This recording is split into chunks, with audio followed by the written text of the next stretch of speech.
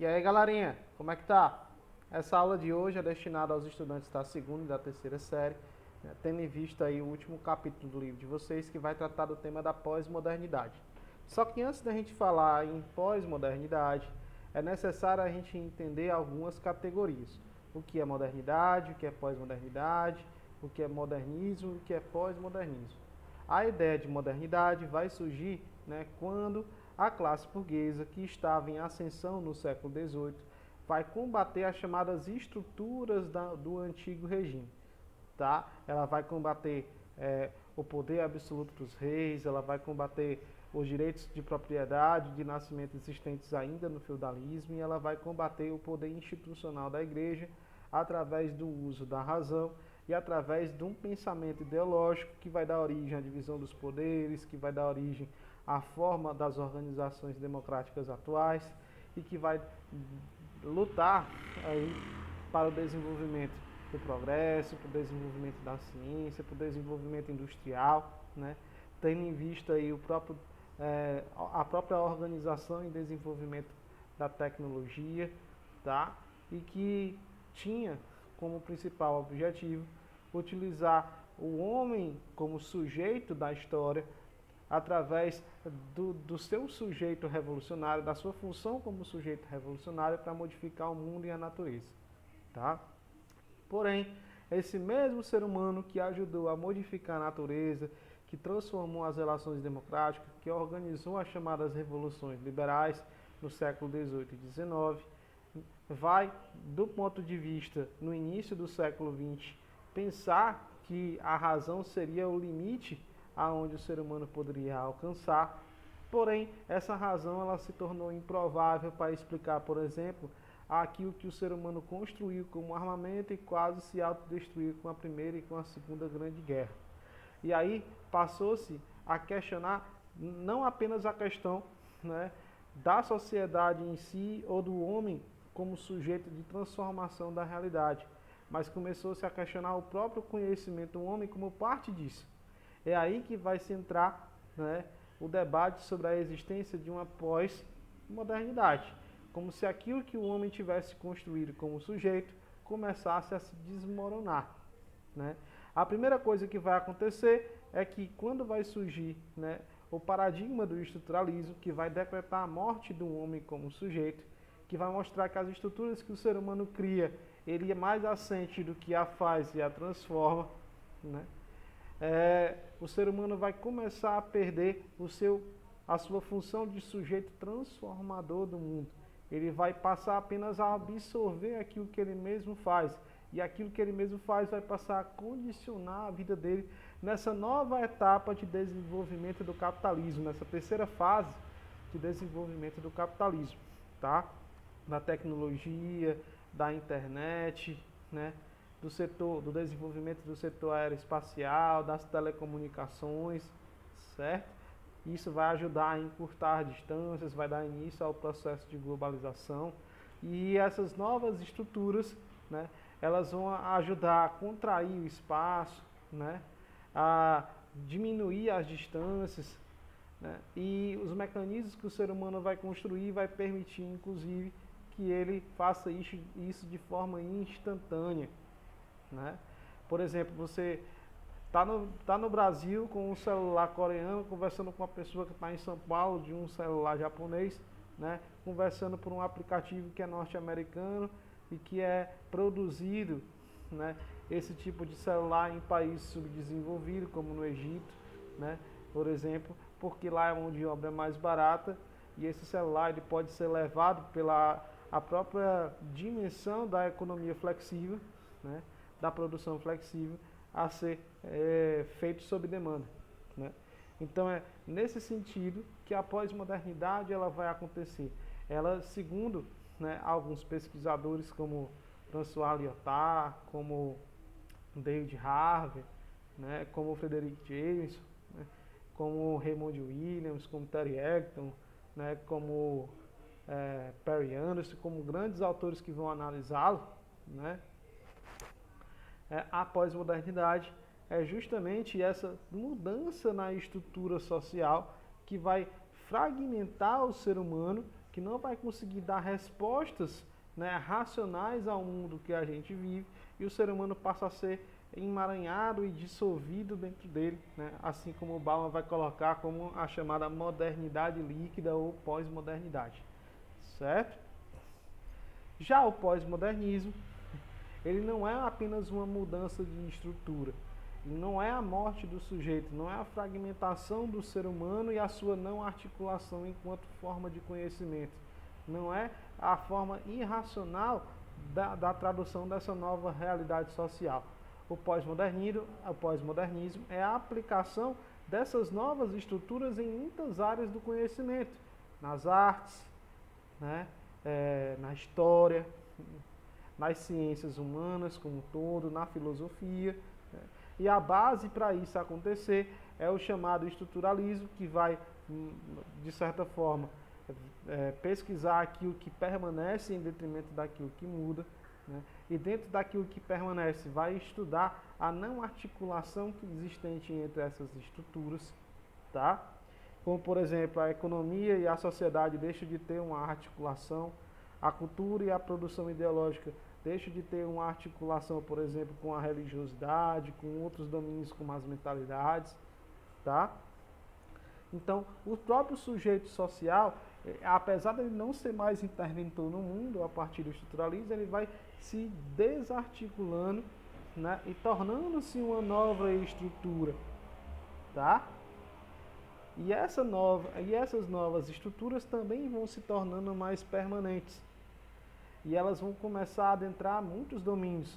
A realidade vai ser estudada como um texto, o ser humano não tem mais papel de interventor no mundo, a razão não é apenas o único meio de explicá-lo, nem a ciência, né, também é domínio dos intelectuais, certo?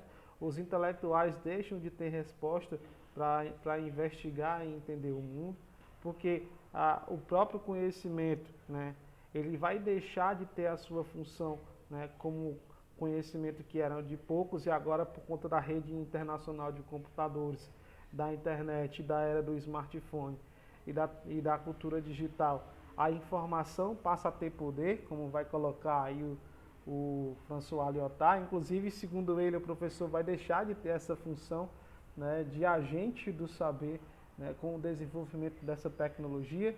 Né? Será que nós vamos realmente ser substituídos, né, por uma máquina, ou ser substituídos como agentes do conhecimento, né, apenas pela questão da informação? Mas uma coisa que fica clara, né, aí no próprio pós-modernismo, na pós-modernidade, é que a própria identidade do ser humano como parte, né, do mundo e como agente construtor desse próprio mundo, ela também fica confusa, né? As pessoas não sabem mais de onde vem a identidade delas. Eu realmente sou brasileiro, né? Num mundo globalizado, eu posso me identificar como brasileiro se eu não tenho roupas que são brasileiras, se eu não tenho um celular que é brasileiro, se eu não tenho, né, uma camiseta que é brasileira, se eu não uso produtos que são nacionais, se eu não tenho uma reivindicação da minha cultura, tá?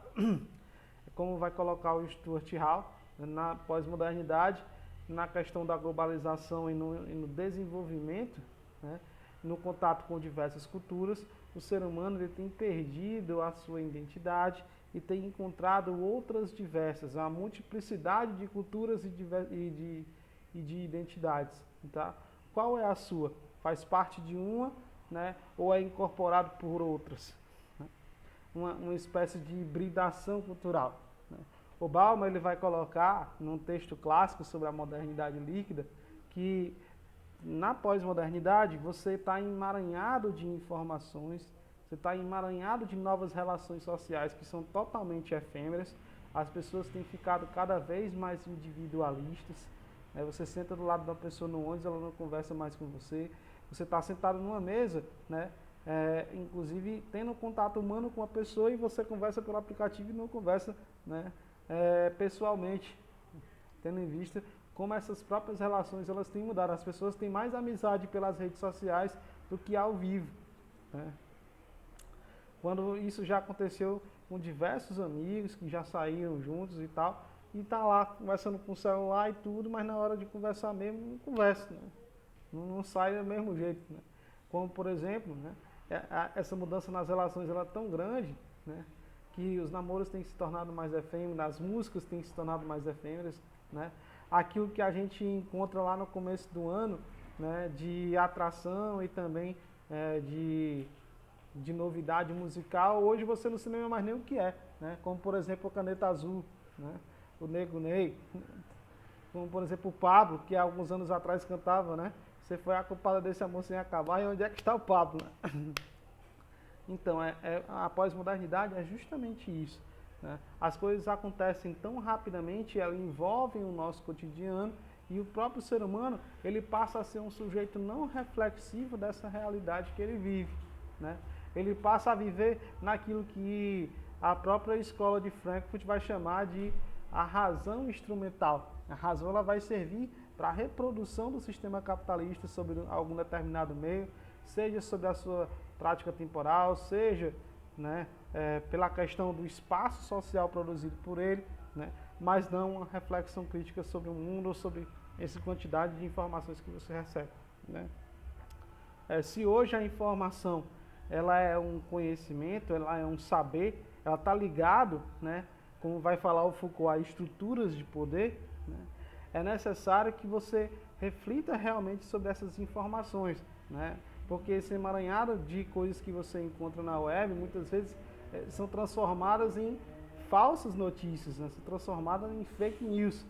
E o que é verdadeiro nesse conjunto emaranhado de informações que você recebe, né? Você recebe em forma de propaganda, né? Hoje quando você aparece na web, você é uma cifra, né?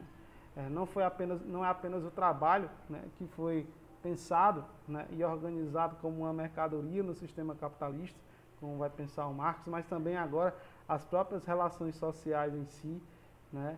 A coisificação, né, daquilo que você ou se tornou, né? Porque assim que você entra, você recebe Netshoes, você recebe Mercado Livre, Amazon, né? Você se tornou, né, mais um consumidor desenfreado, né? Sem saber, até porque recebe esse tipo de propaganda, né? Inclusive sem ter dinheiro para comprar, né? E isso cria desigualdades, isso cria padrões de consumo, isso cria níveis de consumidores e isso cria ideologias, né, nesse mundo aí da pós-modernidade. O Bauer vai colocar, inclusive, que aqueles que vivem fora, né, dessa modernidade líquida, eles estão dissolvidos nesse emaranhado de coisas, né, sem saber como se comportar nela. E quem está usufruindo realmente dela é quem tem dinheiro, tem tempo, né, e se adaptou a esse novo padrão de consumo que a realidade impõe, né? Segundo ele, são as pessoas que fazem turismo, segundo ele, é aquele empresário bem-sucedido, e a maior parte das pessoas ainda está grudada no meio de uma gelatina tentando, né, se colocar, né, e aprender a como conviver nessa nova realidade que ao mesmo tempo é efêmera, pegajosa, né, enganosa e que, né, exclui uma parte gigantesca da população dos bens de consumo, do capital e principalmente, né, desse conjunto de mercadorias que são produzidas, né, que apenas poucas pessoas têm o acesso a elas. Nem mesmo aqueles que as fabricam têm acesso a elas, né? Então isso, né, é que é a pós-modernidade, tá? Só que o Marshall Berman vai colocar no livro dele, um livro clássico sobre a questão da modernidade, um título inclusive que foi dado pelo Marx, que é tudo que é sólido se desmancha no ar, né? E é justamente isso que é a pós-modernidade. A realidade ela é transformada num texto, né? A própria investigação do conhecimento não passa de um discurso, né? E não importa se esse discurso é verdadeiro ou não, o que importa é que ele vai atender aos interesses, né, e à reprodução social daquilo que alguém quer que isso se realize, que é a classe dominante, né, aqueles detentores do poder econômico, né? As grandes corporações, as grandes empresas, as multinacionais, os bancos, são eles que continuam utilizando, né, aí primeiro a propaganda como um instrumento de consumo e padrões para manter, né, esses padrões, e também são esses mesmos grupos que organizam as instituições políticas, constroem os padrões, né, culturais e impõem muitas vezes modelos que devem ser seguidos pela sociedade, né, como modelos de toda a sociedade, tá? Então, essa terceira via, né, do capitalismo pós, né, queda do Muro de Berlim, né, com o advento do neoliberalismo, da globalização, né, da chamada economia mundo, como vai colocar aí o Emmanuel Wallenstein, é nesse contexto que se desenvolve a pós-modernidade, né? Mas será que nós vivemos realmente em uma pós-modernidade? Será que essa pós-modernidade é a resposta que o capitalismo teve com a criação de novas profissões, com o desenvolvimento de novos setores que ainda não haviam na exploração do trabalho, como o infoproletariado, como vai colocar aí o Ricardo Antunes, né? Que é aquele trabalhador do telemarketing, que é aquele trabalhador do fast food, que é aquele trabalhador que trabalha no setor terciário, né? Que trabalha na terceirização, né? Que não possui direitos trabalhistas, que recebe um salário irrisório para manter e reproduzir, né, uma força de trabalho gigantesca, né, fruto de uma exploração que ele não consegue perceber por esse emaranhado de coisas, tá? Há também aqueles tipos de profissões que parecem ser livres e automatizadas e não são, como por exemplo, empresas como a Google, né, como a Amazon, como os grandes mercados aí produtores de mídia e de varejo, né, de softwares, etc., que vão surgir a partir aí dos anos 90, mas vão ter um boom, principalmente na nossa era digital, né, com as chamadas empresas de aplicativo, como é o caso da Uber, como é o caso da Fast Food, da iFood, como é o caso aí dos grandes mercados de varejo, né, como é o caso das famosas startups. Né. Porém, para você se comportar nessa pós-modernidade, né, você primeiro tem que ser um sujeito reflexivo. Você tem que retornar à modernidade, né? Tem que entender que tudo aquilo que é sólido se desmancha no ar, né? Tem que entender que essa modernidade líquida, ela não é uma verdadeira realidade, ela é apenas mais uma face, né, do capitalismo, né, para explorar você de alguma forma ou para lhe fazer atender a algum fim que não seja a razão, que não seja a reflexão, que não seja a mudança social e que não seja realmente um pensamento crítico, científico e voltado, né, para o desenvolvimento social, tá? Então é nesse contexto que a pós-modernidade ela aparece. Lembrando que pós-modernidade é uma mudança estrutural na forma de pensar, na forma de organizar o tempo, na forma de se pensar o espaço, tá? E o pós-modernismo é a forma como isso atinge as outras esferas da teoria do conhecimento, a ciência, a arte, a tecnologia, certo? A literatura, né? A teoria do conhecimento como um todo, o pensamento filosófico e aquilo que a ciência humana produz ou deveria produzir de conhecimento científico, tá? Então, é interessante estudar a pós-modernidade porque vai cair muito na avaliação de vocês, tanto da segunda série como da terceira série, principalmente da terceira série, tá? É interessante colocar aqui dentro desse conhecimento aí, do desenvolvimento, né, da pós-modernidade, a ciência é um dos meios que inclusive vai se auto-questionar, né? Vai surgir a filosofia da ciência, né? Com o pensamento aí do Karl Popper e principalmente, né, do Thomas Kuhn, ou Thomas Kuhn, né? O Karl Popper vai tentar provar através da chamada teoria da falseabilidade ou da refutabilidade a objetividade do conhecimento científico, para ver se aquilo que você pensa de teoria é realmente condizente com a realidade objetiva, tá? Por isso que ele vai dizer que toda boa teoria, ela pode realmente ser falseável, tá? Ela pode ser colocada à prova e que o seu grau de resistência a essa refutabilidade é o que vai dizer se ela é uma boa ou uma não teoria, tá? O Thomas Kuhn vai entender isso, né, como parte das transformações científicas, que ele vai chamar inclusive de mudança ou quebra de paradigma, quando uma teoria ela é estudada por bastante tempo e dela cria-se outras, tá? E essas outras servem, né, de base para novos conhecimentos científicos, que ele vai chamar inclusive aí de quebra de paradigma. Então estudem a teoria da refutação, que vai ser questão aí da prova de vocês também, tá? Gente, então é isso. Estudem a pós-modernidade, vai ser assunto fundamental na avaliação de vocês. Eu vou fazer um ACzinho para ajudar vocês a responder algumas questões para estudar, junto com o conteúdo das videoaulas para a prova. Um abraço a todos e até a próxima aula.